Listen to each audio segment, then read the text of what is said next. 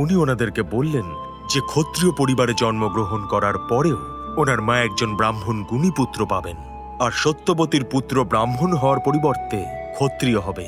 সত্যবতী নিজের ভুলটা বুঝতে পেরে ঋষি ঋচিকের কাছে ক্ষমা চেয়ে নেয়, যার ফলস্বরূপ উনি তাকে বর প্রদান করেন, বরং ওনার পুত্র নয়, নাতি ক্ষত্রিয় হবে। তারপর সত্যবতী জন্ম দেন যমদগ্নিকে। যমদগ্নি রেণুকা দেবীকে বিবাহ করেন, আর ওনাদের 5টা পুত্র হয়, যার মধ্যে সবথেকে ছোট জনের নাম রাখা হয় রাম। বড় হয়ে শিবের তপস্যা করে রাম এক বরদান লাভ করে যে সে খুব ভালো যোদ্ধা হবে, অস্ত্র শস্ত্রে সর্বশ্রেষ্ঠ, সব থেকে ভালো ধনুর্ধারী, প্রলয়শালী পরশু ধারণকারী যোদ্ধা পরশুরাম। পরশুরাম এমন একজন বিষ্ণুর অবতার যে নিজের শরীর কোনোদিনও ত্যাগ করেননি। শ্রীকৃষ্ণ বা শ্রীরামের মতো বৈকুণ্ঠে উনি কোনোদিনও ফিরে যাননি, না কোনোদিনও নিজের মহাবিষ্ণু রূপে এসেছেন।